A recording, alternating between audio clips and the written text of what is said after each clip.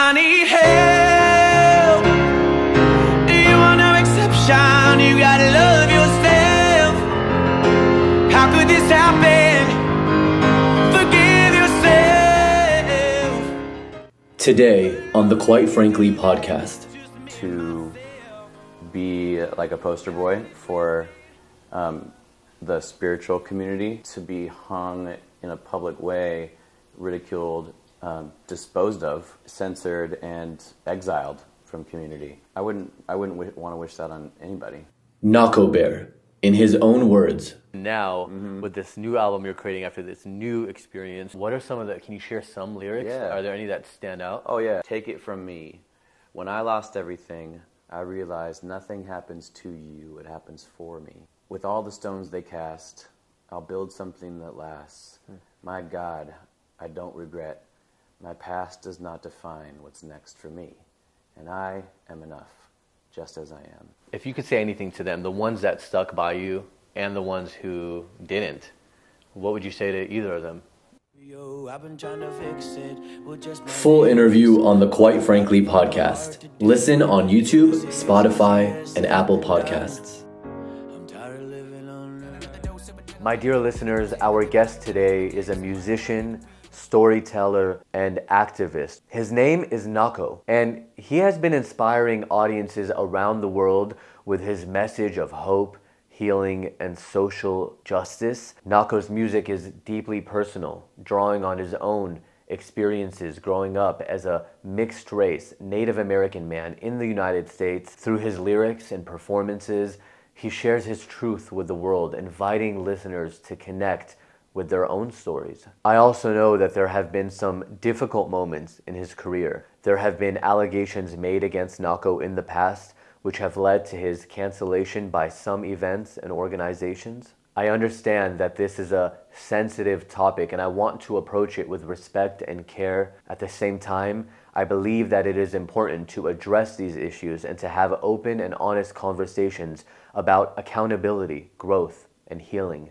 So I invited Nahko to share his thoughts on these allegations and to talk about how he's worked to address them. I hope that this conversation can contribute to a broader dialogue about the impact of our actions, accountability, and how we can all work toward creating a more kind and balanced world. So without further ado, here's Nahko. So much to talk about. It's a lot to fit in a couple hours. Yeah, and you just came back from, where were you? I was just in New Zealand, in Aotearoa, and in Australia. What happened in New Zealand? What was that experience? Oh, it was, I went for a festival, to play at a festival over there called NZ Spirit, and I haven't been in like 3-4 years now. So To New Zealand? Yeah. Yeah. But been there many times before and over the years, touring and also just being involved with some of the community there, the Maori community, and so this was a cool opportunity to go and be a part of the infancy of like a new festival. Organizers have been doing it for a long time, but it was the first time on this property that they had purchased themselves. But yeah, a really special group of people, and specifically, I think one of the things that was really special for me was that not only to like get to go and be part of something again after so many years of not performing on that level, but also because of the way that they wanted to frame in the exchange. From the performance side of things, yeah, absolutely, but also the dialogue part of it, where we, a group of us had decided that we wanted to do a panel on cancel culture, which was something that I haven't seen done before. Yeah, whose idea was that? Because I thought that was really interesting for them to say, look, we want to have you, we want you to perform, let's also do this panel. Yeah, I mean, it was kind of a collective idea within our discussions. Part of the due diligence that I've created over the last 2 years is to get ahead of the conversation before, like, you don't want somebody to, like, any kind of partnership you go into, whether that's like to perform or brand partnership or a collaboration of some kind, you want to protect those relationships. And so to do that, for me, I've built something to sort of a due diligence process of like, hey, you're interested in working with me, or I'm interested in working with you, and let's put this thing together. However, first of all, I want to give you the opportunity to like make an informed decision for yourself before we move forward. And if we move forward, then there's some other things we get to discuss. Having done that with that group of people that had come to me and asked me to come perform, I thought, you guys are pretty advanced. You clearly have a good sense of the community around you. And, in other countries, specifically like in Aotearoa as well as in Australia, they have a different sense of community because it is rooted in indigenous protocols and beliefs and ways of finding accountability, or rather accessing it or providing the opportunity to repair if harm has happened. So knowing that and having some of those people in that community present for the building of this idea, it was sort of a collective effort to be like, you know what, how cool would it be if we talked about this, on stage in front of a live audience? And so that's what we did. We were able to, everybody on that stage had an experience being shamed some way online. Really? Yeah. Which I didn't actually even know until we got on stage, and then I was like, oh, okay, y'all got skin in the game, Well, let's talk about the online thing too, and then I kind of want to rewind and then come back to all the allegation stuff, because that's like a small part of the conversation, but it's still part of it. Yeah. With you specifically, all the things that you were accused of was all online. I mean, this is a social media thing. Yeah. There were no actual legal cases or anything against you. It was a very tribal thing.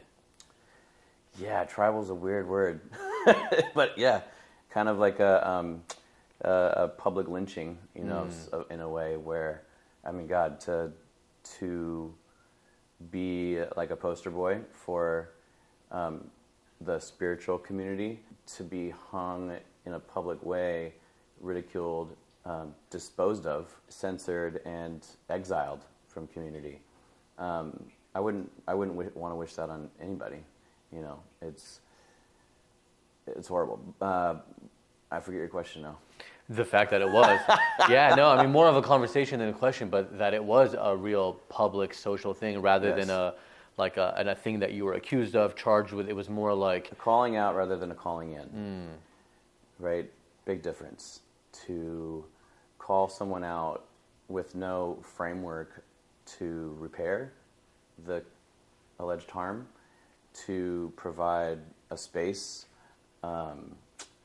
with tools or resources or support for the person who has been accused of doing the harm, let alone perhaps even like the space for the person that is claiming to have been harmed. It's a tricky and complex thing because you have to like zoom out to the carceral system and to our way of justice and the punitive culture that we exist in here in America. And you got to like zoom out and go like, oh, how come this has been created in this way?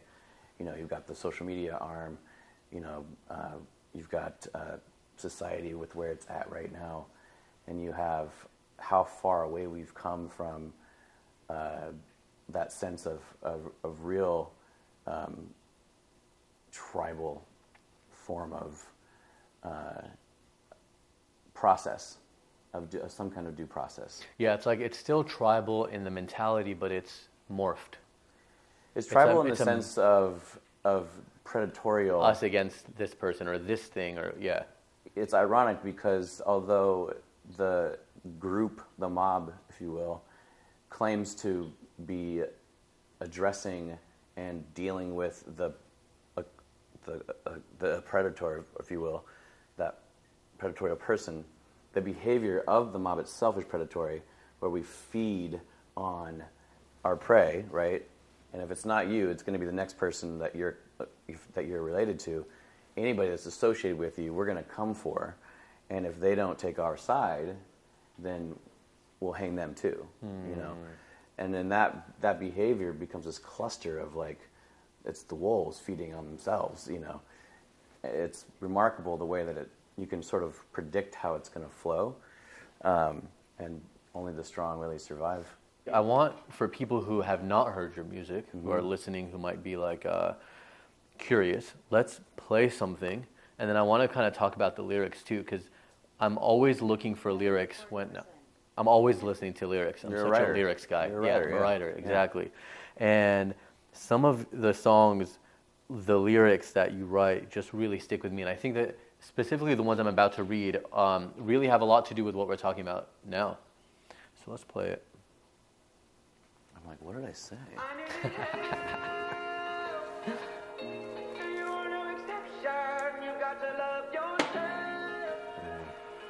How could this happen? Don't go get it twisted, thought that you could fix it. Call it your best shot, how did you miss it? Closing in the distance, pay off for penance. Ain't no textbook, tell you when it's finished. I mean, not to mention, ain't that your business? Did you ever think you could be forgiven? Even if I listened, stop playing victim. Show you all the wounds I already had open. Easier said than done. I'm tired of living on the run. Foolish child broken, looking for his mother, trying to find her, and every woman that he called a lover. That's how he shows her all of his power. Keeper of the secrets, but he's a coward to let go all of the control. South Node Scorpio, I've been trying to fix it with just my lyrics, but I gotta find the heart to do it.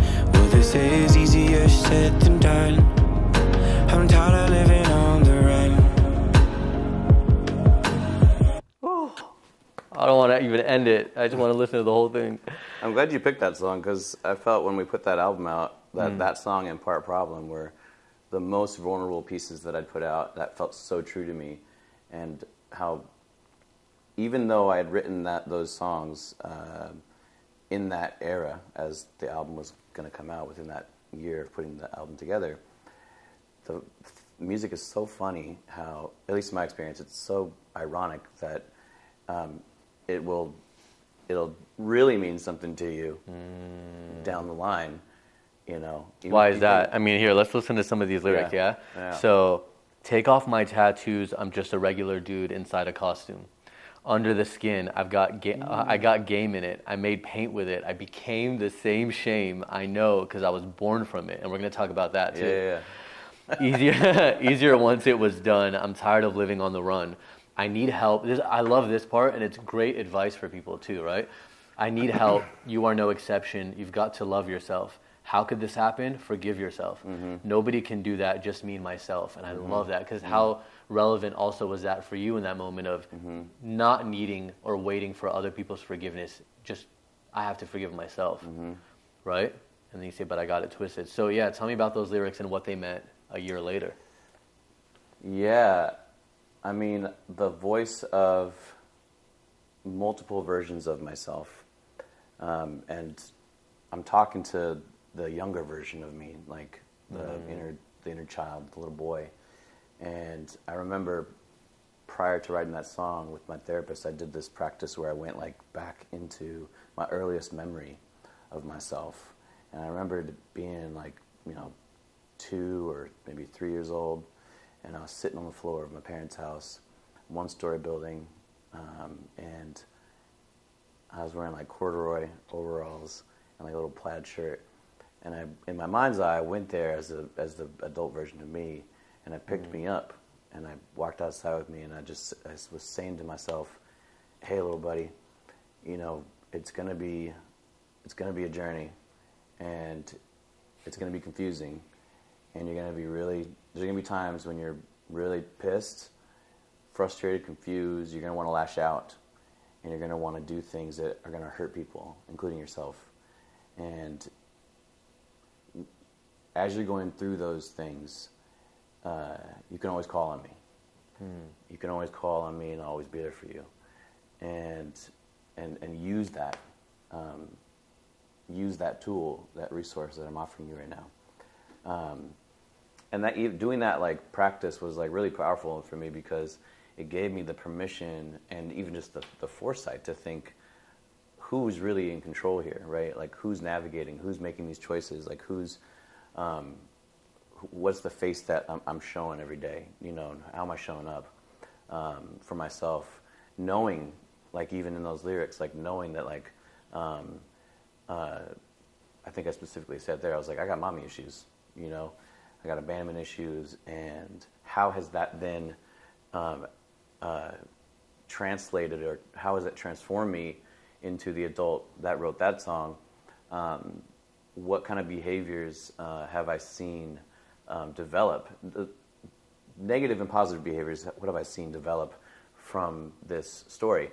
And the ultimate truth of it being that I think now I specifically I really understand now is that your traumas may be your traumas, but they don't excuse your behavior, right? So I think a lot of the things that I unconsciously was doing in my youth was navigating trauma that I wasn't addressing or hadn't taken the time to really sit with and work through. Therefore, behaviors became behaviors, and then change needed to happen. You get smacked down by the universe time and time again, and each time you're chipping away at the behaviors that you want to rid yourself of, so that you can become the most authentic and true version of yourself. That's how I see the development from knowing the place that I was writing from at that time to who I am now. It's still very true for me, right? Yeah. It's still 100% true. In fact, it's more true now today, right, than it was. But that's what I love about music is that you'll say something almost as as a prayer to be like, yo, this is truth for me, knowing that it's gonna get even more real. Yeah, you might in 10 years it might even be more real. You know? Which is ironic because the album was called Take Your Power Back. Yeah. And it was put out 2 months before it got canceled. So it's it was that recent. Yeah. Wow. Literally 2-3 months prior. So you never got to tour it or anything like that? Really? Yeah, but what's even more interesting when we zoom out even a little bit more is that January 2020, I had vocal surgery. I had just found out 2 months prior to that I had developed a polyp in my vocal cord, and I was having trouble singing. So that had developed from just not taking care of myself enough, not treating my vocal cords like an athlete, smoking weed or drinking or not hydrating enough. All these things led to this polyp that really was an impediment to accessing my true full voice, right? So once I had the surgery and did 2 weeks of silence and 6 months of vocal rehab, I really had to relearn how to sing all my songs again.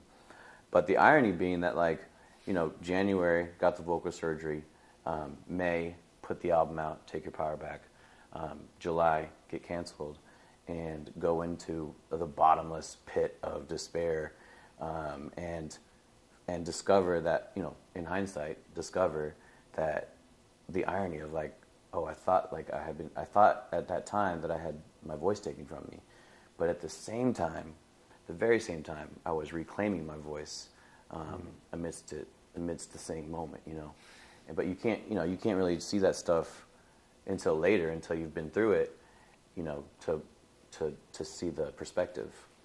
Yeah, I did an interview with somebody named Luke Story recently, and for the podcast, and he was talking about how he messed up his teeth using drugs as a teen a lot. They rotted out, and now he's getting them fixed.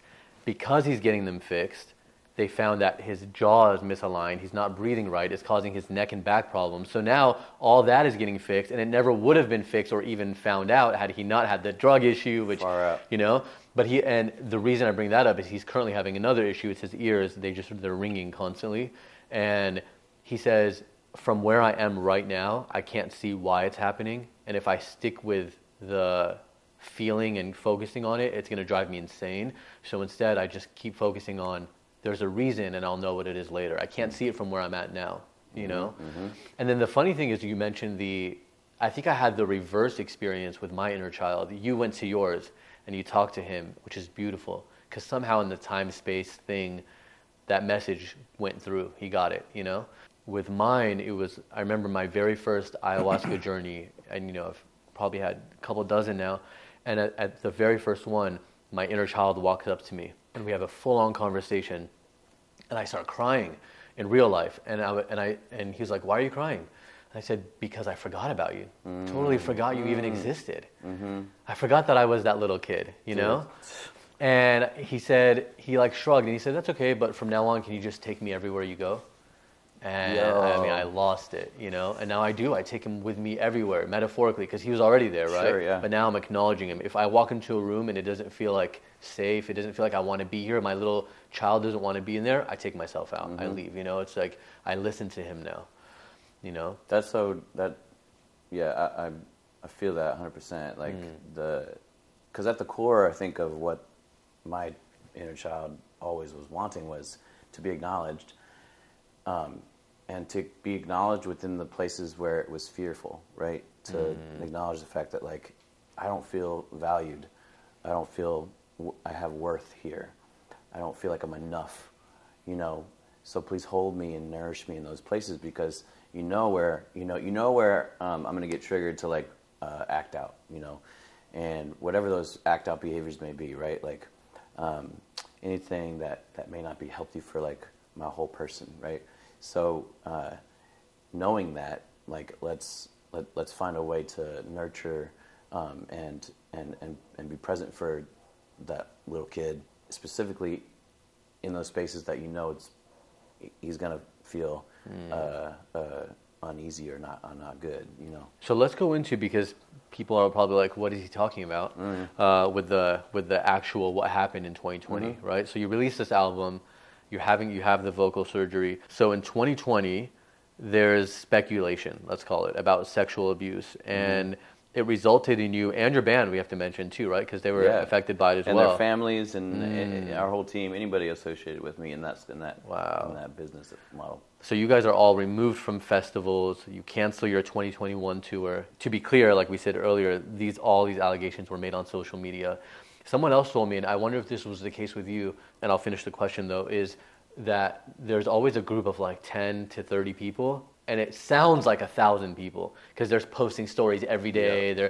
Is that what happened with you? Well, they show that on the Harry and Meghan documentary too.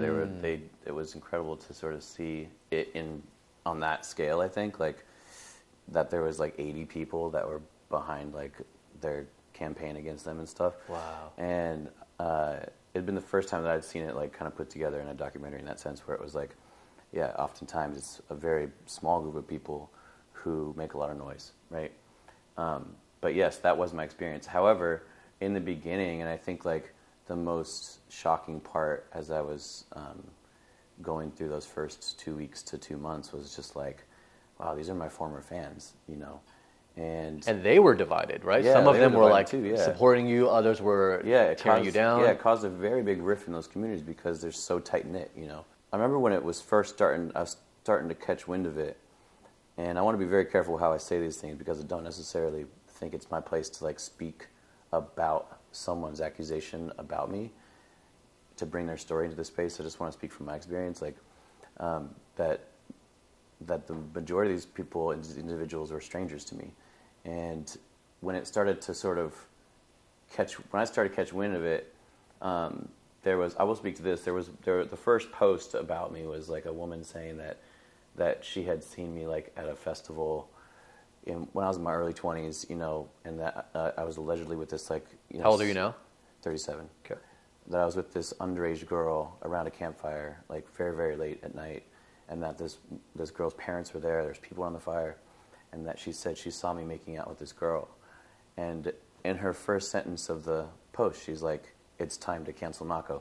Mind you, very heated moment in the year. Like, right. It was first 6 months of the pandemic. George Floyd had just been murdered 4 weeks prior to this. Not even. It was within the first couple of weeks. And it was in Minneapolis, which is where George Floyd was killed, right? And so the center point of my cancellation began in the same place. So sorry, the first accusation is about is a woman saying she saw something, so not that it happened to her, and that it was like 15 years earlier? Yeah, something like that, yeah. About that, yeah. Interesting, okay. Yeah, mind you, like, I'm thinking the same thing. I'm thinking, interesting, you know, thinking in my own head, like, you know, do you represent this person? Did I harm this person? Where are they now? You know. And what about you? Do you remember this person? Absolutely not. So you don't even know the event that she's talking about? No, and here's the thing. When I think about my behaviors at that time, my first couple years of touring, you got to understand that like when you're in your 20s and like you just start touring, You're a rock it's a star, fucking like- party. You know, you're like, oh my God, we're out here living our best life. This is the dream, you know. And I think that's one thing that people don't understand, and maybe it's within, you know, like the spiritual community once again, that they think that rock star life doesn't exist there. I think to myself, like, you know, when you, if only, you know, when a young person who's getting, you know, ushered into the music industry could be given a heads up, you know. And whenever I meet young people now, especially dudes, I share with them, I'm like, hey, be careful out there, because sex, drugs, and rock and roll are going to be put on your plate every day. And you slip up once, you're out of here, you know. And if I had been given that advice and I'd had some, you know, if I'd been given that advice, perhaps I would have been even more careful. But I was careful in my own way because it's just my nature. I wasn't the kind of person that was like just loose with my shit, right? I didn't have any need to.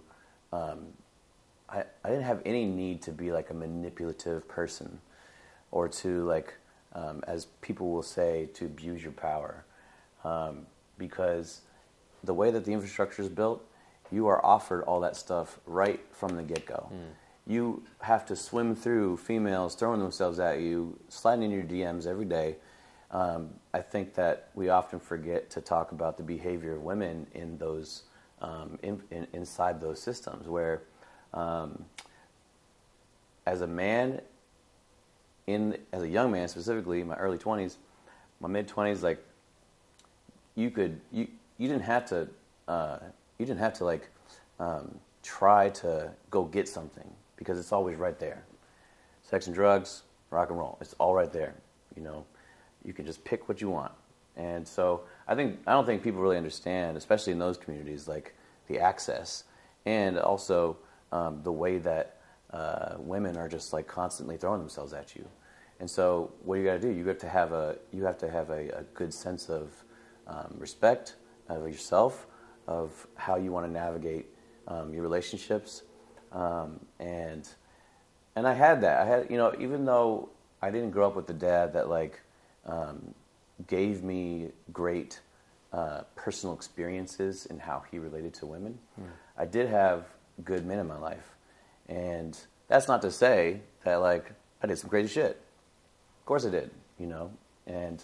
But nothing that I did was not. Everything that I did in terms of intimacy or sexuality was all consensual. And could I have, you know, when I think about it, I go like, did I get catfished when I was a young kid? It's possible, but there was never instances where I felt something was wrong. You know, or no one around you saying, "Hey, correct, maybe you should," like your bandmates or anything like that. They weren't saying, or I don't want to pin it on them, but nobody around you was saying, "Hey, Nahko, like don't go there," right? Yeah, and so even within that, like, I think that the overarching like part that I come back to often is I say, you know. In that time period of like just beginning and taking off, not only were we like trying to like make friends and like build a fan base and community, all of us were deeply invested in like kicking it with new people, whether that be females or men or whatever in those communities. We're just like making friends, right? But you're also like, you know, 24, 25, 26. And you're out there playing the game with the rest of the people out there, right? Yeah, and that's why I feel like so many social media. I was lucky in the sense that I had a lot of, and I was never obviously a rock and roll star, you know, like nobody's throwing themselves like that. But, even though I'm cute, no, I'm just kidding. I had a lot of celebrity friends in growing up, so I would see I see the way I kind of learned through them. Yeah. I'd watch how they navigated things. They'd be on a like CW show or in a movie or in a, like, I'm thinking of a few people in mind now that I would watch them in certain situations, or even just being at Good Morning America for so many years, I'd see behind the cameras how they talk to their team, what they do, how they plan things, how they think, oh, I shouldn't say that because so-and-so might think this. And I started to see that. So by the time 10 years later, I was launching my YouTube channel, all these different things, I started to already have an idea of like, you know, or when I started doing press for my company that I had before this, I start to know how to frame things and how to do things. It really is a skill to navigate everybody's temperament and make sure that everyone is not feeling offended or whatever it is. So it can be hard in your early 20s. And then, especially no training and like no training, just thrown into the machine with no. So then, what were some of the other allegations, or you know, maybe the ones that you think were the ones that were the kind of the nail in coffin ones? Yeah, the one that put the pin in the coffin was a young woman that essentially, and I'll just kind of glaze over it, but essentially, you know, was claiming that I'd gotten her into a festival that was over 21, and that at the VIP meet and greet, we took a photo, and then I allegedly grabbed her breast. That was the one that like kind of went viral, and from that, people started calling me a pedophile. They said I was grooming underage girls. They said that I was predator. You know, they just threw the book at me. And so when I studied this young woman, because I don't know who she was, I didn't recognize her, but I had a photo with her. There was a number of things that I found to be problematic just within the whole picture of it. We're talking about a young woman who, again, I don't want to be calling people out necessarily, but I just want to speak to like what my experience is in learning about this thing. Was you know, she's got a profile picture with her Black Lives Matter T-shirt on and holding a megaphone, and the post right before she was calling me out to be canceled was saying we need to support and promote BIPOC voices. Ironic, right? Like the next post, she's wanting to silence a person of color's voice. I couldn't help but feel that this was performative. I couldn't help but feel like somehow I'd been picked to take the fall for something. Why is another question. Did you just like point blank, do you remember grabbing Absolutely her breast? Not. Okay. I'm not that kind of dude. I'm not that kind of person. I don't go around grabbing people that I don't know. Especially like I have enough respect for people and myself even to not be like that kind of behavior is not me. I don't do that shit. So you know what popped into my head when you were describing that about the allegation of grabbing her breast is I did an interview for Nightline like 6 years ago with Courtney Love, and I still have the photo. I'm in my early 20s. I think I was like 24 or something at the time. Naive. They send me to Coachella to go do an interview with her. I'm at her after party, interviewing her in a side room, and then she's like, "Come hang out with us." So I do. We take a photo together, and the second photo's done, she grabs my crotch like really hard, like grabs like that. And I was like caught off guard. So there's literally a photo because somebody across the room snapped it, oh my God, sent it to me of me being like this. Because she like grabbed it, you know? And so you're gonna cancel her. That's what I'm saying. Like that would never cross my mind to be like, let me go after her now 10 years later. She needs to be, you know, she's a rock star in my head, not to justify it or say it's okay. But in my head, like that would never cross my mind to do that. And another thing that crossed my mind that you also said, and maybe we should talk about, is it because she's a woman and I'm a man? But there was another, I used to be like a backstage host at Dancing with the Stars, and for like 6 seasons. And I would do all of Good Morning America's coverage of the show. And there was one woman who was an older woman on the show. I won't even say who she is, because again, I'm not trying to get anybody canceled. Sure, yeah. If this ever, or if the guy who was her dance partner ever said anything, I'm sure there would be a cancellation, maybe. We would be doing interviews with him, and she'd be like, you know, flirting as jokingly. But off camera, what you see, like what I would see, is her hand would literally be caressing his butt the whole time. And he would look at me and go, you know, like kind of make like this smirk. But nobody, I'm surprised to this day, and I checked actually right before this interview to see it out of curiosity, they're still following each other. And I'm sure she helps him out and like does and mentors him and stuff. It seems to me from outside looking in, it's that kind of relationship. Mm-hmm. but I can't help but wonder why some people get chosen and others don't. And I don't know if we'll have the answer to that, to be honest with you, right? I could have sat around, and I did actually sit around for a couple of years wondering that question, and it was driving me crazy. But eventually I came to a point where I, stopped trying to push back against something that I couldn't understand, and took the reins for myself and decided, all right, well, if I'm not what they said I am, then what does need to change in my life? And I started to look at those things and move through different practices and processes with different coaches, as well as just with my family and my close circle of friends, and came out of that experience a much happier person, because I started to realize that you're not going to make everybody happy, and all harm, no matter what harm you might do in your life, it's not going to be all repairable. As much as like maybe the little kid inside of me wants to like be loved by everybody and accepted by everybody, and God forbid that someone thinks ill of me in some way, I don't want that. Mature version to like, little kid version wants to be loved, wants to be seen as a good person, right? Wants to see, have value and feel worthy and be enough, but realizing that like I couldn't access everybody that I'd harmed in my life, let alone access my own accusers, to put us in some form of road to repair.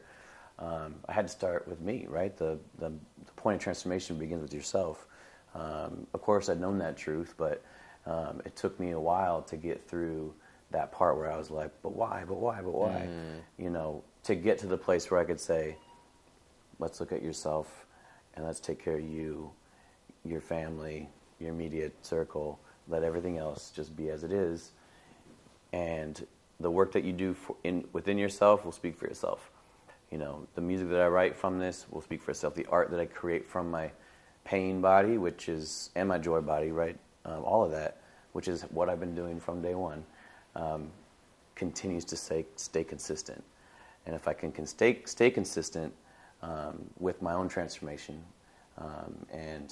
and speak to that through my art, that will always overpower the negative parts that people think that are true, especially when they don't have any idea who you are.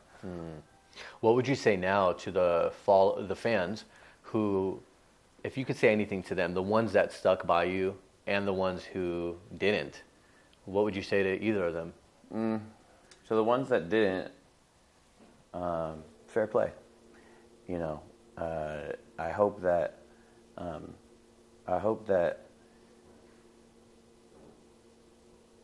they themselves and anybody that they care and love never have to go through a public lynching and online shaming the way that they put me through.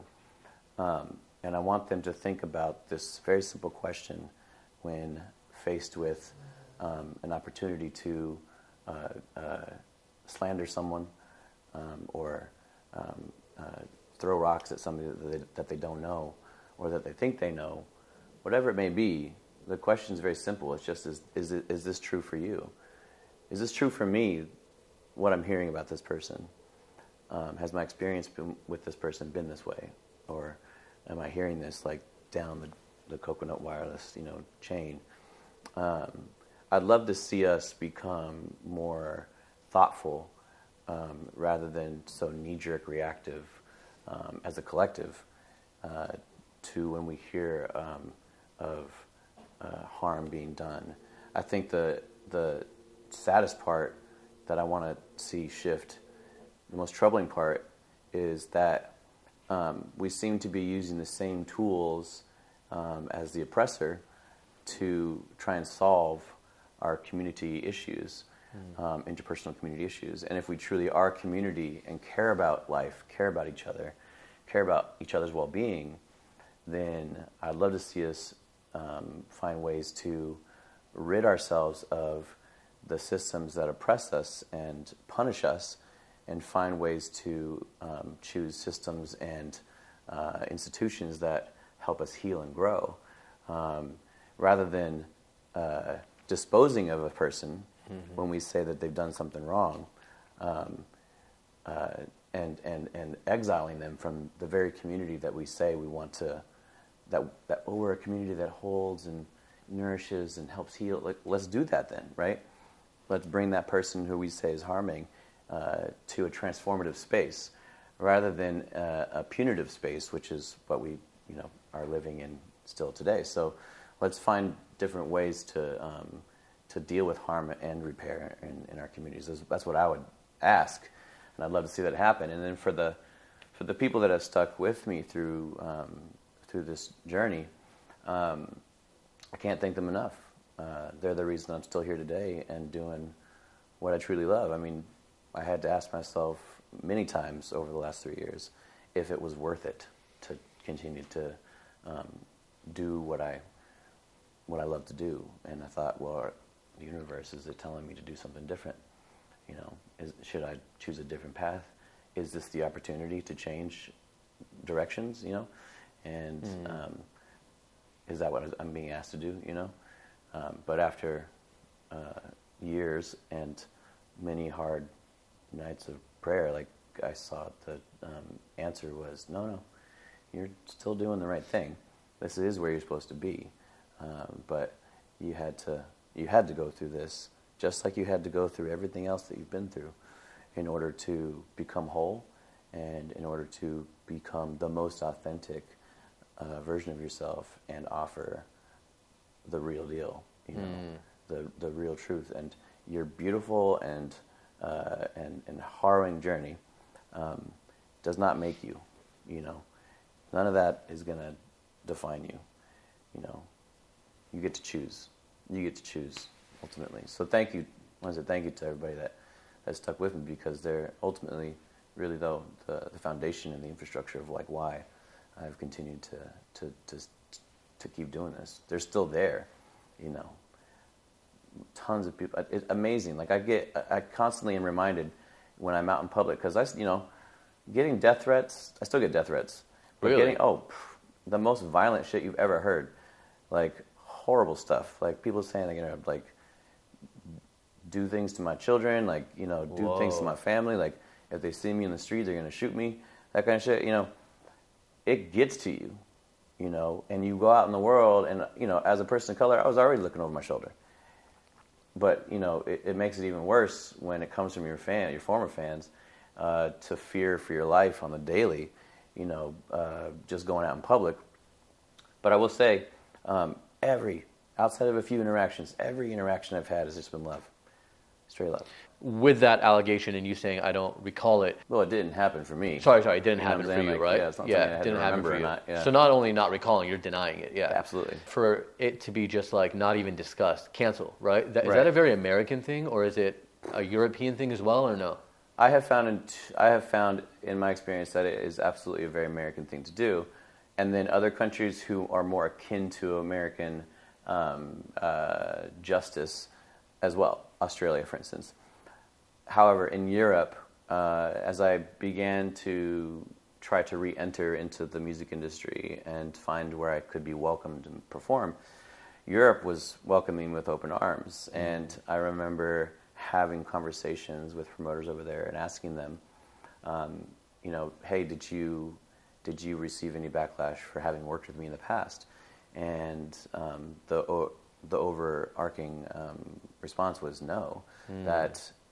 And I recall one of the promoters had said to me, we don't cancel people here. We have conversations. Like the panel you did in New Zealand. They're like, okay, we're going to have you perform, but we're going to do a panel. And when I shared that quote to the people that wanted me to come to New Zealand, that's what sparked the idea of like, we should have a conversation, right? And I think that when I look at other artists in the music industry that have been canceled, I think of this idea of, and I'm not talking about like the R. Kellys or like the Marilyn Mansons. I'm talking about people like myself who had allegations thrown at them, and if they've been given the opportunity to like be called in rather than called out, perhaps there could be more healing than a mirror to like how we deal with justice in this country. Australia, other countries still struggling to call in, still struggling to create a place and a safe place for a conversation to be had. I think that ultimately the fear of the consumer. That's what it is. And I get it. They're scared. As a corporation, as a brand, there's a lot of fear Totally of like, should I really stick my neck out for this person? Yeah. For, you know what I mean, honestly, even doing this interview, I'm sure people will say something about me. Oh, you're giving a platform. No, what? It's, you know, it can be a scary thing. But also with this podcast, I wanted to have open and honest conversations. Yeah, you know? thank you for calling me in. Yeah, of course. Thanks for doing it. And right. 3 years later, so now you're back in the studio, right? Is all of this experience in your music? Yeah, definitely. Yeah, I mean, I can't not talk about it. You know, as I've been throwing paint at the wall and looking at the themes, you know, I really wanted to address as many of the overarching themes that were coming up for me. Right? It was shame as a weapon. Your trauma doesn't excuse your behavior. Being a boy, you know, and addressing sort of like a lot of the things that I learned in reading Bell Hooks' book, The Will to Change, over and over again, finding just gems within that literature. And let's take a break there because not a break, but I have an idea. So in every episode, I ask the guest to recommend a book. And I give 2 copies of it away to the viewers. Oh, cool. So maybe that's the book. That should be the book. Okay, what is it? It's called The Will to Change. Okay, so the way we'll give it away is if you're watching on YouTube, just put in the comment section, Will to Change. I'll pick one person, send them a copy of the book. If you're listening on the podcast apps, whether it's Spotify or Apple, just give the podcast a rating, hopefully 5 stars, and screen grab that, show me that you did that, and I'll send that person a copy as well. I love that. Thank you. Yeah, so thank you for that. Yeah. Yeah, The Will to Change was a big transformational read for me. Read it over and over again. How did it help? Well, it helped frame something that I'd experienced growing up the way I grew up, and just being a male and recognizing my power in this male-dominant society, and like seeing how domineering like my behavior had been, and also how the training, like my training as a young person, was, and how problematic that can become, and seeing my privilege as a male as well, right? And seeing the privilege that I have within the structure of the music industry as well, being a male in a male-dominant industry, and then sort of helped me like recognize the overarching issue of patriarchy, of this like dominant culture, and wanting to change that within my own self, wanting to like acknowledge within myself like how can I change my behaviors to feel more aligned with like what I really believe in. And specifically, like, how can I continue to be more vulnerable, transparent, and truthful within this like framework that I was raised in? How can I break free of that stuff to exist outside of it as much as I can? It really helped me in that arena. And like I said, every time I read it, I was finding new gems, and it led me to like watching this film called The Feminist in Cell Block Y, where a formerly incarcerated individual found that book and created a program for men in the prison to talk about what they're learning with that book. And then that led me to a podcast called Man Enough, and I was listening to them quite a bit, and they had that individual on the podcast, and I listened to that podcast, and I couldn't help but hear the parallels of the carceral system to cancel culture. And I reached out to him, and I just expressed my gratitude for what he had shared, and his brother who was with him, who's also his coworker, and they created this organization called Success Stories, and I reached out to them, or reached out to Richie, and I said, hey, thanks so much. And then he ended up sharing with me a new program that they had started called Inspired Justice, which was specifically created for people who had been canceled. And so I got to do a 6-month program with those guys. Whoa. Yeah. So they kind of like guide you and help you? Yeah, it was a lot of like help in the terms of accountability and like and repairing where possible.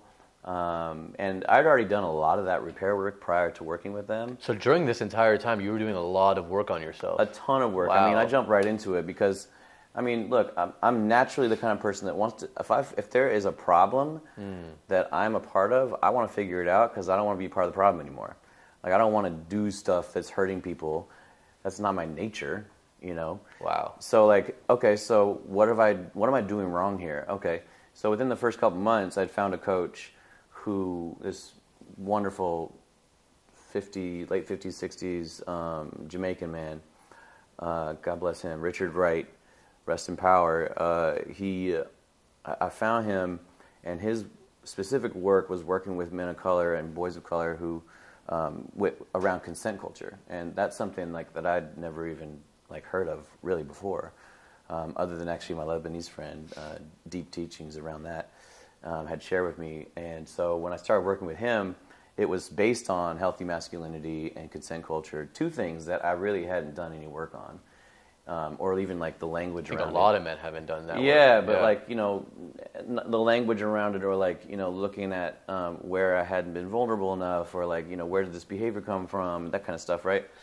But he provided me with that safe place, and so for a year, I worked with him, and like, man, we just dug into it, you know, and I was able to like share with him like my whole, you know, intimate life, you know, and the ways that it had led me into this moment to find him. And after a year, unfortunately, he up and passed away, which is why I'm just, you know, giving him gratitude for the work that I got to do with him and the work that he transformed for many men and women as well, and in all genders. Yeah, it left me, you know, after he passed away, like I was kind of looking for, where do I go now? I started this work, you know, I want to keep digging. I'm hot on this topic. Like, there's so much to learn here. Like, I want to keep, you know, growing. And not only was I working with him, but like, it gave me the opportunity to like go back to like different lovers and partners in my life and check in. And some of them were great conversations to go over. Like, I you know, call an old girlfriend up or an old lover up, and I'd be like, yo, how was being in a relation with me? Like, did I ever do anything that felt harmful to you? Or like, did I ever act in a way that didn't feel respectful to you? You know, like, were there behaviors that you can call me out on right now and share with me, because like, I don't want to do that kind of stuff anymore. You know what I'm saying? And then like, so some of them were great, right? And then, of course, some of them were not so great, and some of them didn't want to talk to me at all. So I got the whole spectrum, you know, but I figured it was worth trying, you know, because I'm in this, like, what else? I don't have nothing else to lose right now. Like, I just need to know. I need to understand, like, how can I do better? And did I do something or many things in our, you know, relationship, however short it was or long it was, that might have been problematic, you know? And so it was really intense, but it was really healing, like, you know, and it was really visceral, you know, to kind of see it from that place and to be brave enough to go into those places and be like, hey, remember me? You know, yeah. Was I mean or weird and bad to you? You know, like, you know, but it was very revealing, you know, and I think whatever little bit I had, you know, in me to scrape back to like really like look at myself, those were the moments, you know, to like really like see yourself in a way. So in a lot of these lyrics, I mean, in this interview, we've gone a lot to like shame, right? Let's talk about, because in these lyrics, right, I became the same shame I know because I was born from it. Mm-hmm.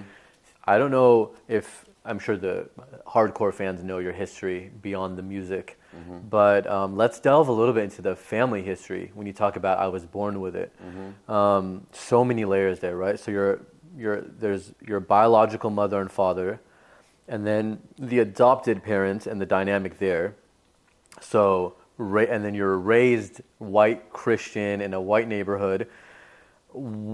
Tell me about all of that. First of all, what you know and what you were able to piece together from mom and dad, biological mom and dad. Tell me a little bit about that first. Sure, yeah. Well, I have to kind of start at what I recall first in my youth. Like, I was adopted at 9 months old and have no memory of my mom or dad.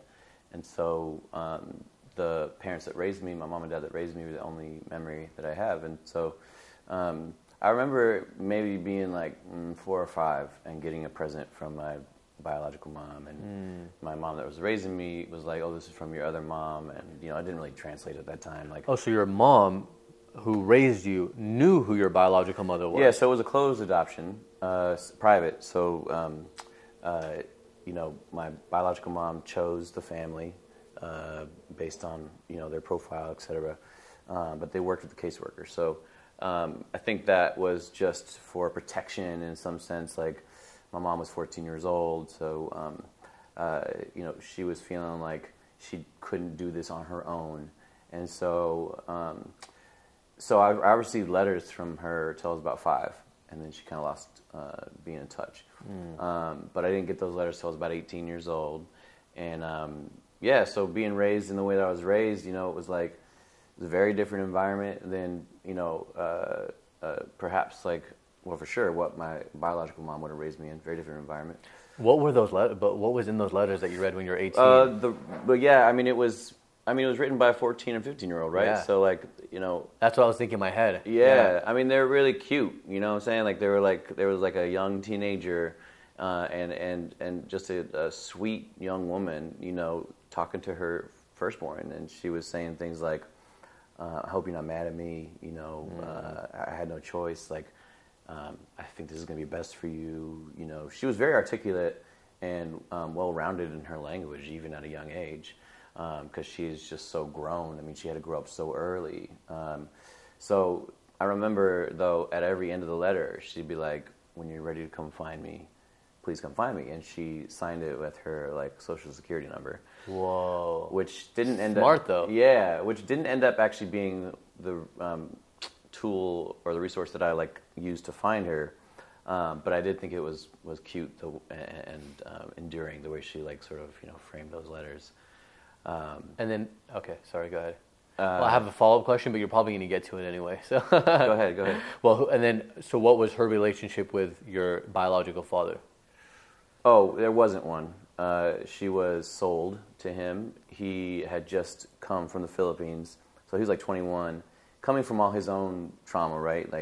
Born and raised in the Philippines, was struggling with drugs, and his father had just been murdered in the Philippines, and the case was still open. They were fearing for their lives. Luckily, my dad and my uncle at the same time had joined the Navy and were skipping town anyways.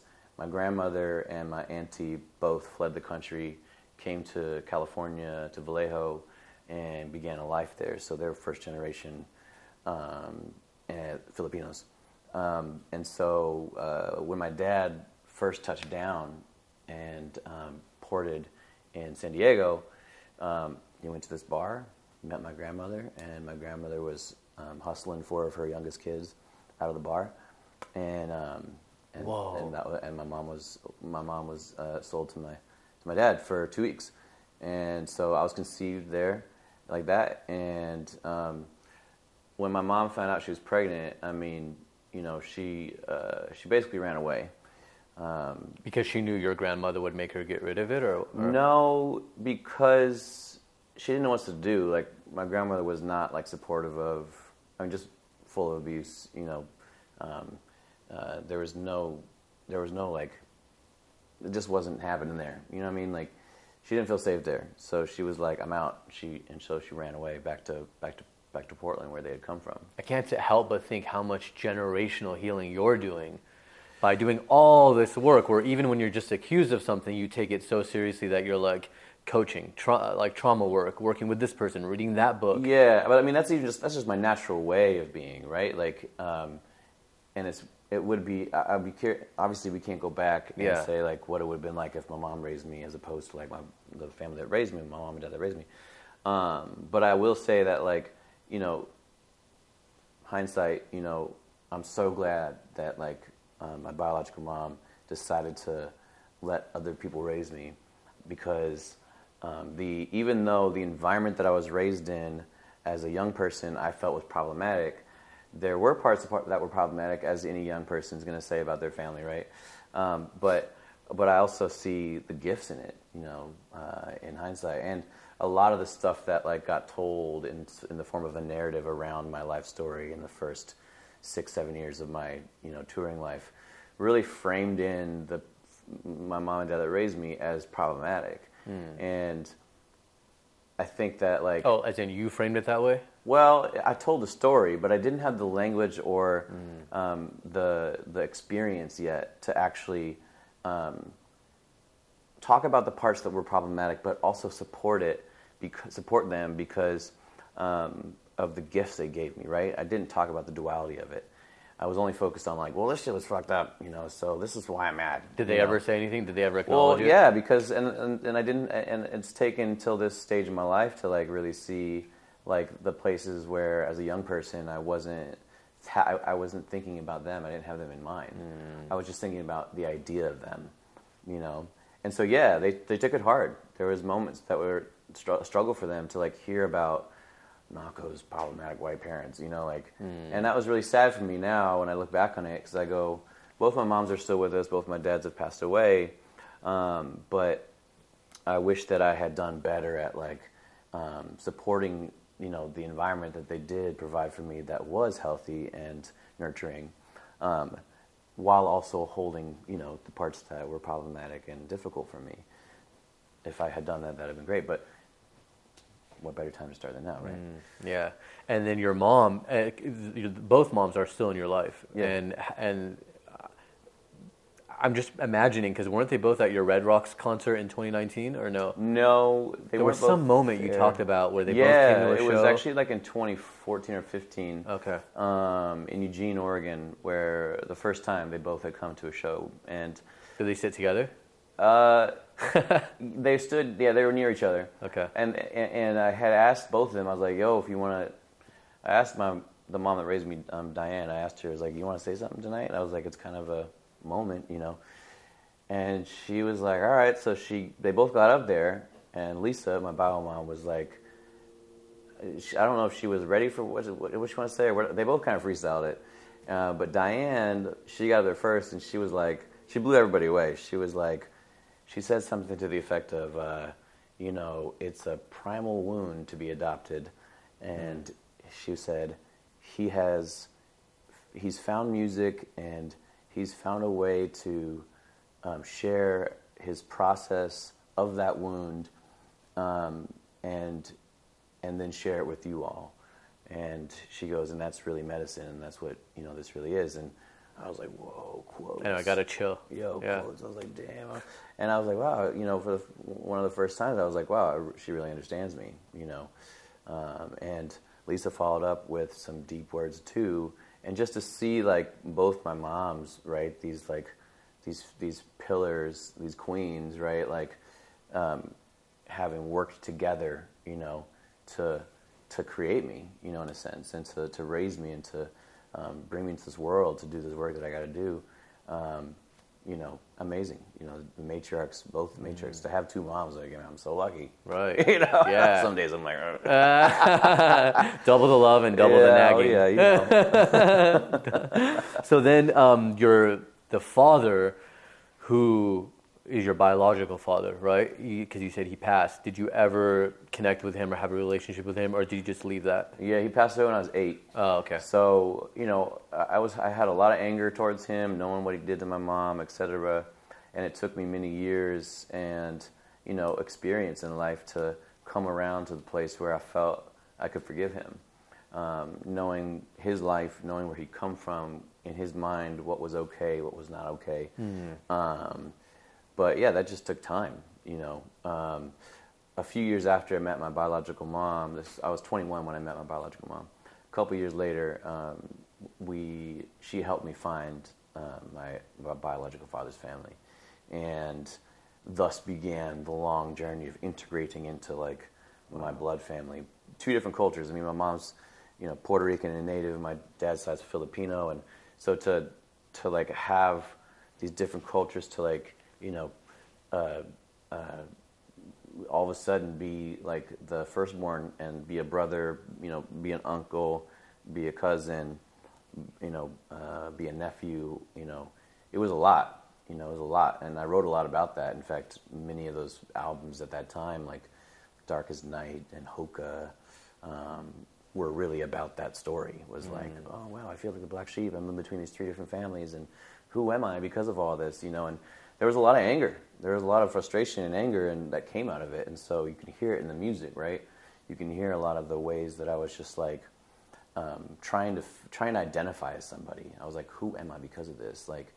Is that, I'm trying to think of the song, so forgive me for not knowing the exact like discography, right? But Build a Bridge, when was that? Is that time? Yeah, 1,000,000%. Yeah, because there is anger in that. Yeah. I hear it sometimes because I listen to it and it's so good, and then there's sometimes where there's that one little like rap part, Yeah. Yeah. Yeah, and I was very like, I had, a sword for a tongue, a lover of words and speaking daggers. Yeah, exactly. So I was really like hot on that. I wanted to I really like to shock and awe, with what you say, but then like have an arc so that it comes around to this like place, like, oh, but I want to build a bridge, and I want to live in peace, even though like, I rock the one feather around my neck, said, must stay up, will never be like chief headdress, just speaking to like a lot of that like hurt that I was going through and talking about slaying my enemies. It's like that's basically what I was talking about. So okay, fast forward to now with this new album you're creating after this new experience. What are some of the? Can you share some lyrics? Yeah. Are there any that stand out? Oh yeah, I mean the new work. As we do as artists, evolving as we grow in our experiences in life. Like I could say like this body of work is like so much softer, and yet still drives it home, but like. I feel so much peace in it because I'm not the angry I'm still angry, but I'm not angry like about that necessarily anymore, right? And it's a different way of expressing the anger. I find myself singing a lot like capoed way up on the guitar, and I'm singing softer. And there's just a gentleness around it all, even though the words themselves can still have sharp edges to them. The intention behind them is more nourishing, I guess, in a sense, because I don't know, I'm getting older. Yeah. But yeah, some of the themes, the overarching thing that I'm finding within this body of work is dichotomy, is being able to hold the multiple truths, and some of them are opposing, right, together, whether that be the anger, or whether that be the accountable part that is, a bit trepidatious to reveal, the layers of messiness and, shame and all those things that are deeply embedded in. You're just trying to like scrape them away and like talk about it at the same time, But like, there's Yeah, give me some lines. Yeah. I'm thinking about some of the hot ones. There's a chorus in one of the songs that says, "Take it from me. When I lost everything, I realized nothing happens to you, it happens for me. With all the stones they cast, I'll build something that lasts. My God, I don't regret. My past does not define what's next for me. And I am enough, just as I am." That's the chorus of one of the songs. Wow. And then, like, thinking about, I collect these phrases, these words, these ideas from people in my life, from experiences I've had, from what somebody says to me. Like one of my dearest friends, Ray, she had said to me, she goes, "Now you really understand, don't you, that this doesn't happen to you, it happens for you." And I remember it brought me a couple of tears in 100%. in that moment, But another one being like, who really wants to be changing when you get shamed for it first? And I love you regardless of everything, but it still hurts. This must be the find out part of fuck around. And we fucked around, but I still love you. And I love that idea where you can be calling out or calling in, whatever you want to say, but also taking accountability at the same time. The first lyric to the previous song I was speaking on, first lyric says, "My lover was a psychopath." I love a little shock and awe lyric, right? My lover was a psychopath. The next line says, "I would know I was just like that." You see what I'm saying? Yeah. Yeah, yeah.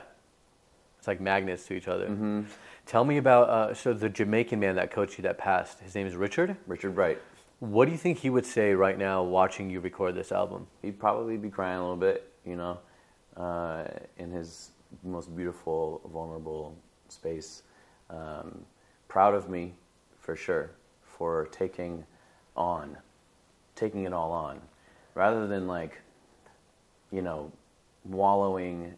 I mean, don't get me wrong, I definitely wallowed for a while in my grief, but taking my grief and putting it to work, and taking what I knew, or rather taking what I learned from it, and making sense of it all as best I could, and turning it into something beautiful. Taking tragedy and turning it into inspiration.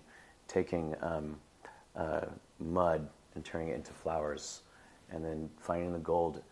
One thing I can say that I think he'll understand is that when we look at our ancestry and how much we've come through to come to the place we are now, to the individuals that we are now, to the human beings we are now, we can look back and say, we're still here, and you can look at the line of your ancestors that are standing with you, and you can say,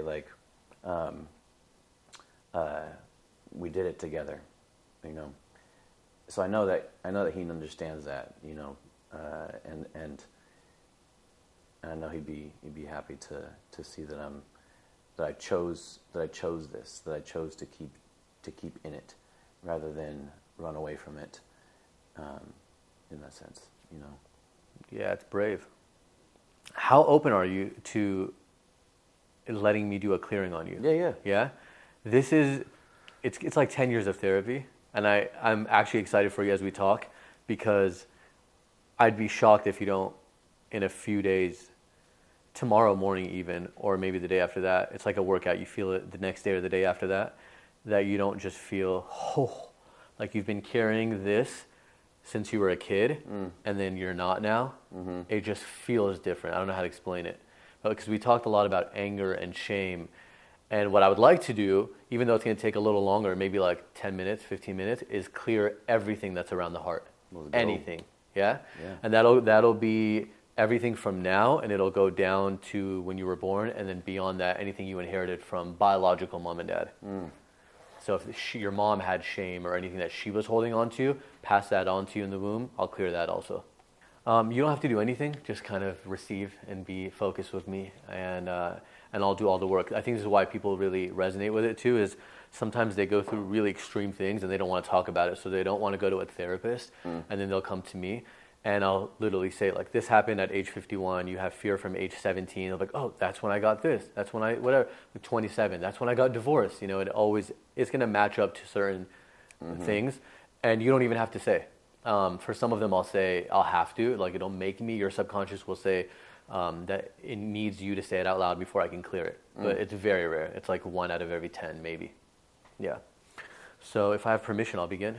Yeah. You do. Thank you.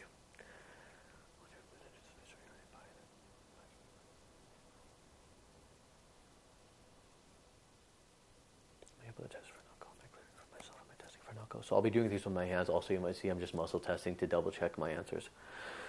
Okay, are there any trapped emotions around Nahko's heart?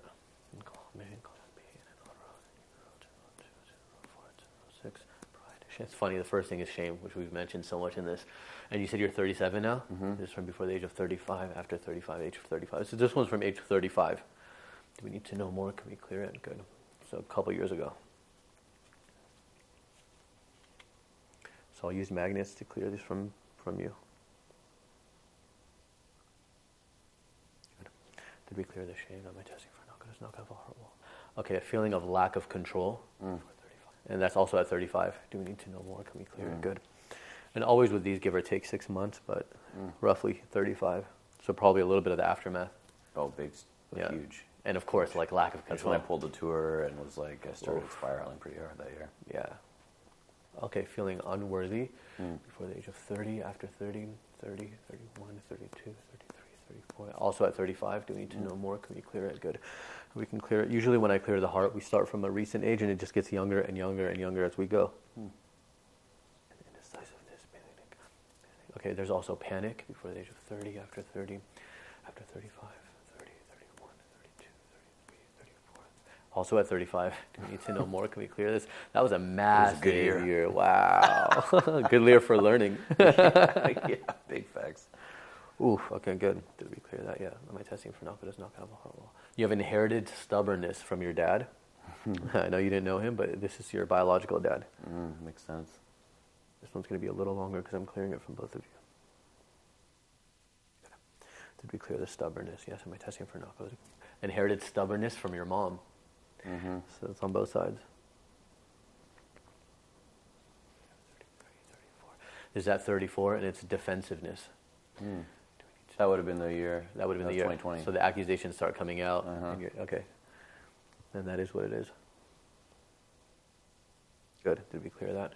Sometimes it's good to have these because they serve us in the moment, right? In the moment, you want to defend yourself, you want to be defensive, but it's now around your heart. So what that's doing is creating this barrier so that you won't get hurt again. It's like an armor around your heart, but it's also keeping beautiful things out. You know, it's like it's just keeping everything out. You know what I mean? So that's why we want to clear the heart. This wall of emotions that's put up around it. Yeah. Is there more here? Good and calm. Okay. Also fear at 34. Can I clear this? Yeah. Makes sense. Yeah. Good. Did we clear that? Yeah. So the first things that were coming up, right, were fear. What was the other one? Defensiveness. That's like right on the onset at 34. Then when we go into 35, a year later, that's when there was a little like the panic, the unworthiness, the shame. Is there more? Overwhelm at 34. Can we clear it? Yeah. Can only imagine. Feeling unsupported at 34. Do we need to know more? Can we clear it? Good. Wow. I usually don't stick around the same ages that long. There's a lot in those 2 years. Yeah.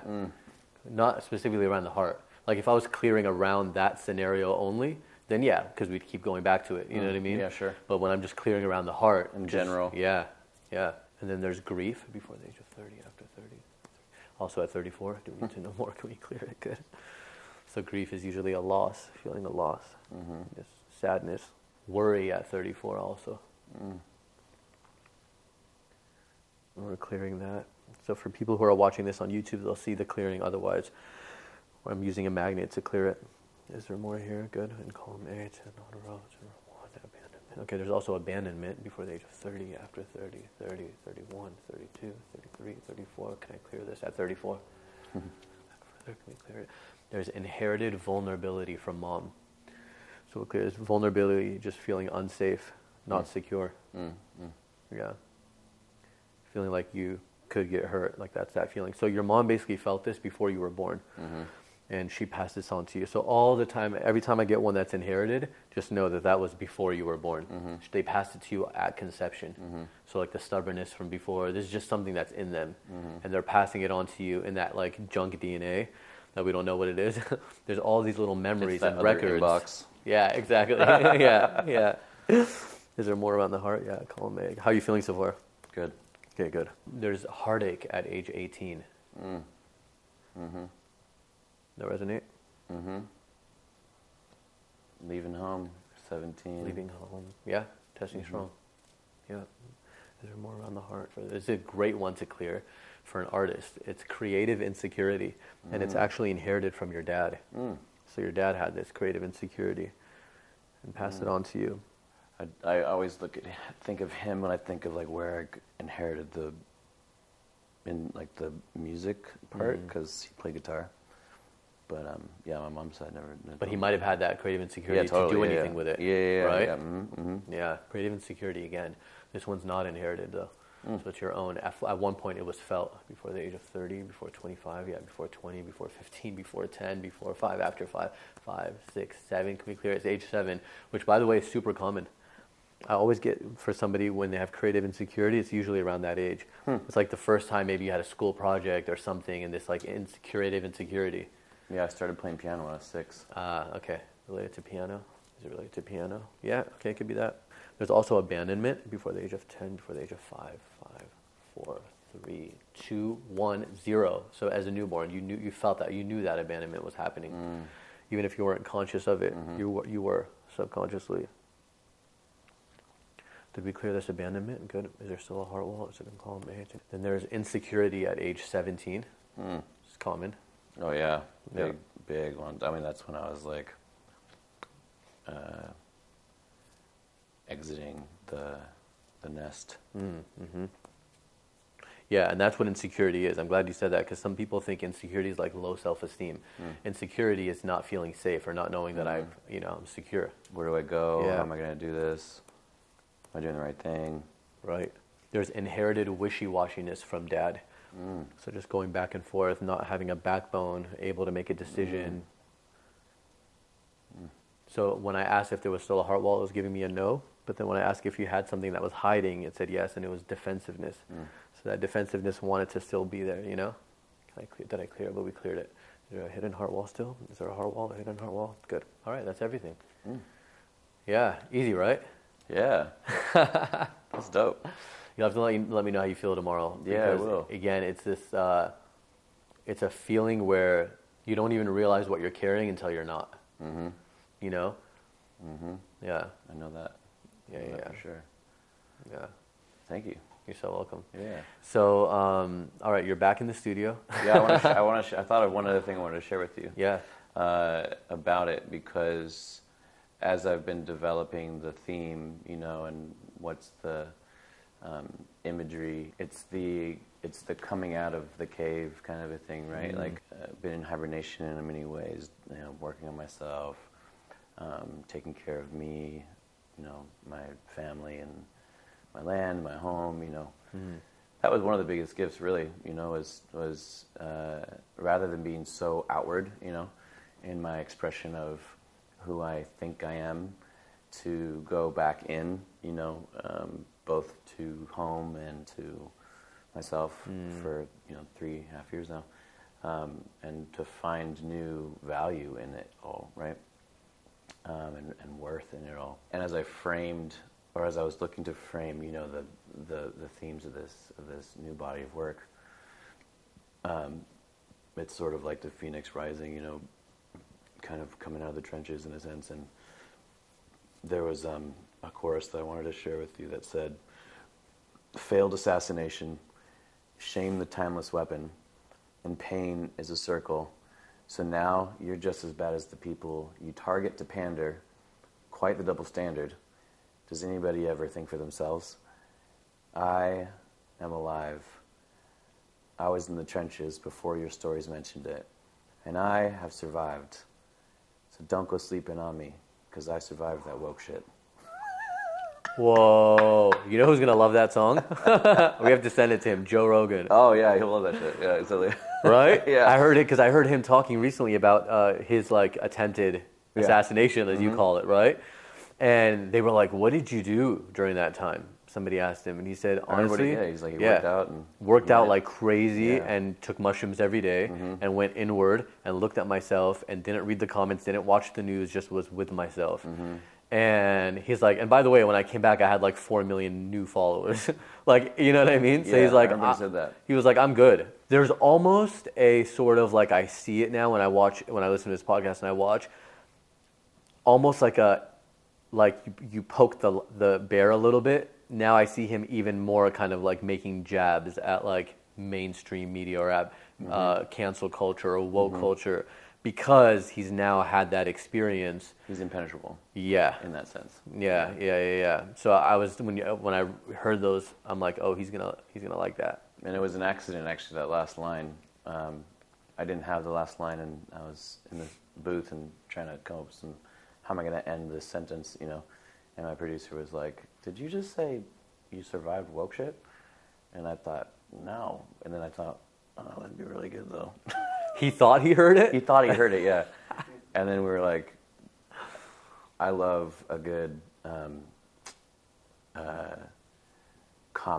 social commentary in the form of like a joke. You know? Yeah. And I love putting that into my music. And so it really fit in that moment. I was like, oh, this really works well. Well, it's pretty sad how like woke got flipped. Sure. Because in the beginning, I was like, this is great. We're waking up. Everything is amazing. Yes. Now woke means something that it did not mean when it first started. Yeah. Woke meant like, hey, accepting of gay and trans people, black people, white people, Asian people, just everybody coming together. Like, that's what woke originally was. Hey, we're going to wake up to the old way of doing things. It's going to be this new acceptance. Everyone loves each other.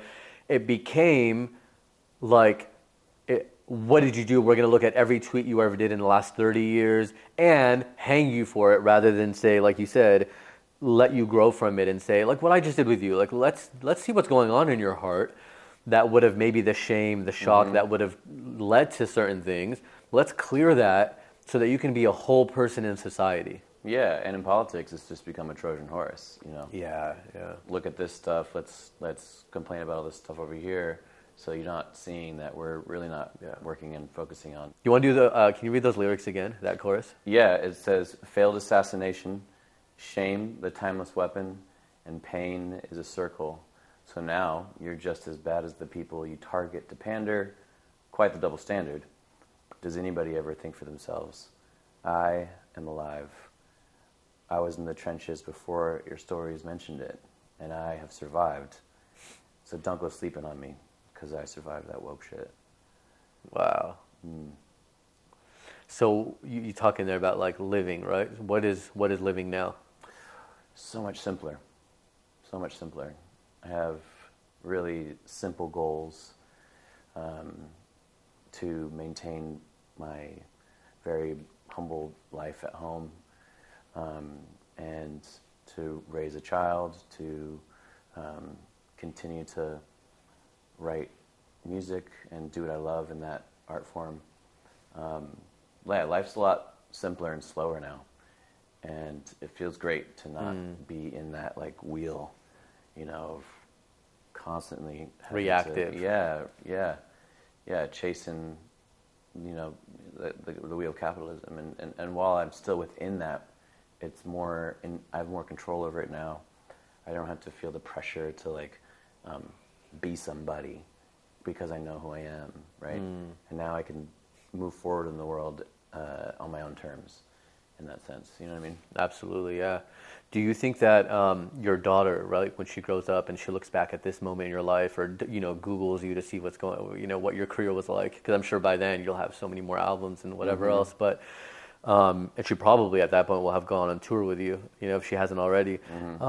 What do you think she'll look back and see, or what would you tell her about that time? She's gonna look back on it and she's gonna think, first of all, my dad is a badass. And that he was there for me every step of the way, you know. And she's a Gemini, she's an air sign. We are very similar in our expressions.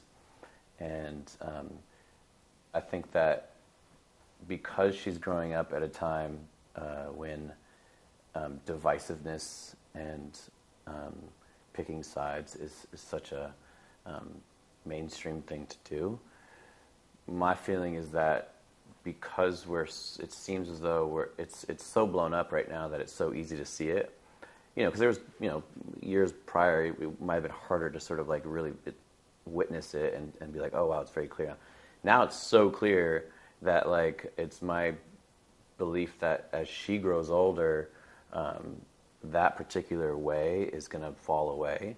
There's still going to be that there, but I believe that generation is really going to like find a better way. And so it's my hope that, and as I train her, and as her mother and I train her, that she'll be able to do better, you know, and she'll look back at the mistakes that I made, the ways that I did things, and go and see where I could have done better, and see how I then did better, because I'm so honest with her and so transparent with her, and will continue to do that, and give her all the examples, you know, of how, why, and when, and what, and that she'll, you know, as as we do as kids, we're always going to find, places where we could have had more or been held differently, and etc. But I trust that she's going to look back on all that and see that that I was really what's the word? Real, that I don't sugarcoat something, or I don't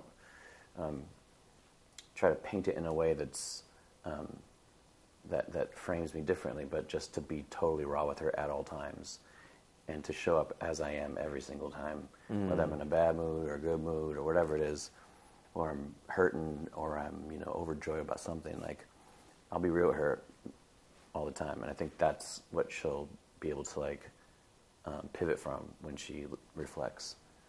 Yeah, beautiful. Brother, thank you so much for doing this. Oh man, my pleasure. Oh man, such a good talk. Yeah, it's so fun. Yeah, and I hope people learn and grow from it too, and they see the different aspects, because I think sometimes it's so easy when you see an article or a post and just say, oh yeah, canceled, got it. Because like you said, it's everyone, you immediately pick a side. Yeah. Because you just have to.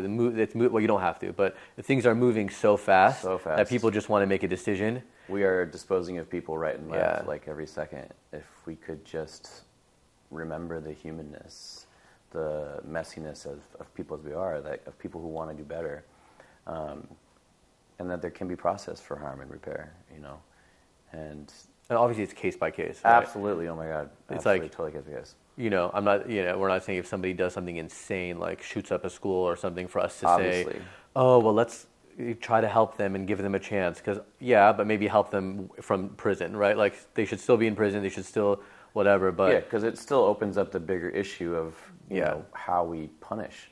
Yeah. What is a satisfying consequence?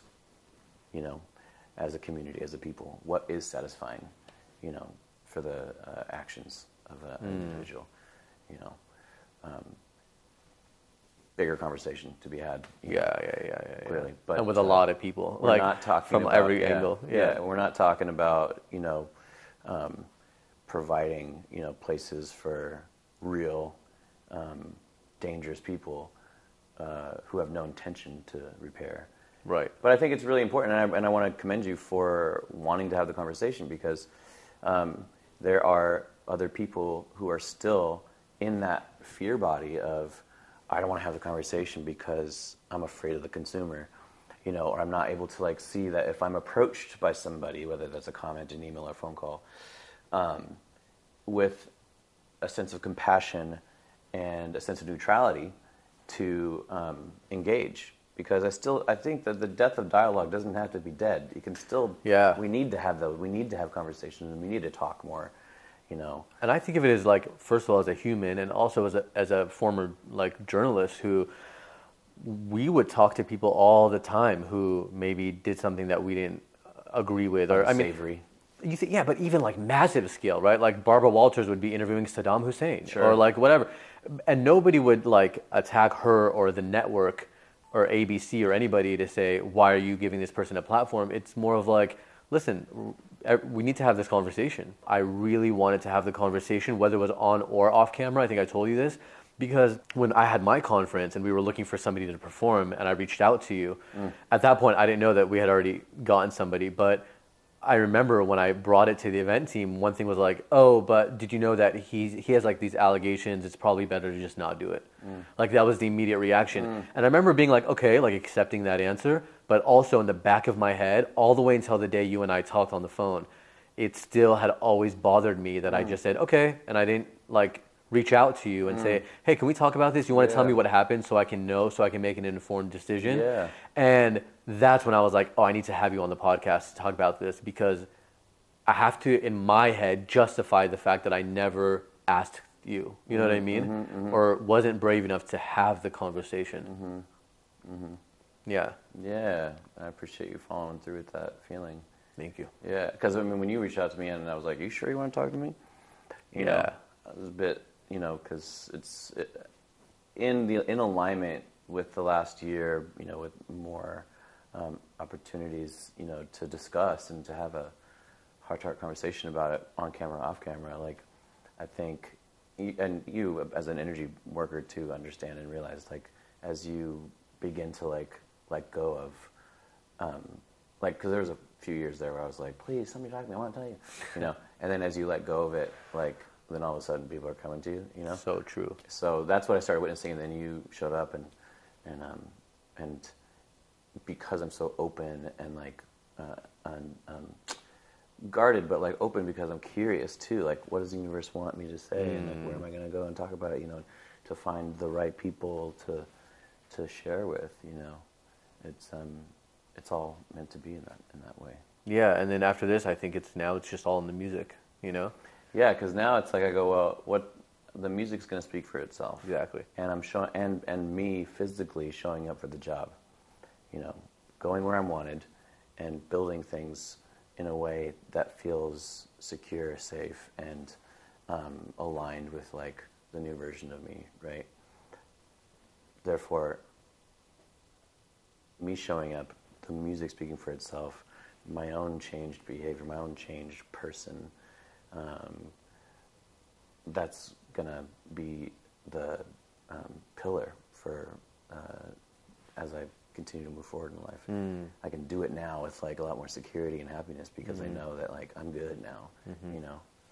Yeah, there's also like all the people on your Sunday service that you do on Instagram, right? Like your Instagram live every Sunday, you go on, you perform. It's like your little church thing, right? Yeah. And when I look at it, there's still hundreds of comments coming through. So people are listening, they're wanting, I think they're engaging, they want this new music. Big time, yeah. And I started doing that in the beginning of the pandemic, and 3 years later, still doing it. Oh, so you kept it up throughout the whole cancellation thing? No, I took a year off. Yeah, okay. Yeah, about a year. Yeah. But it's just, you know, that's just doing that. In one part, it was a good gift to people who I couldn't access. You know, I couldn't get to them. I couldn't perform in their city, etc. And then it became like my own outlet to just provide me the very foundation of all the love is just music. Let's just play music, you know. It's what we all like, you know, live and breathe, you know, like it's just inherent in us. And so it just has been a great thing to continue doing out of the love of music, out of the love of the fans, you know, and for the people who write to me every day saying like, can't wait for Sunday service, you know, like I was going through a hard time and now I'm doing better because I get to hear you every Sunday, and like that kind of stuff, like that's the kind of stuff that you go like, cool, got it, I'll keep doing it. You know what I mean? Yeah, of course. Yeah. Nahko, thank you. Brother.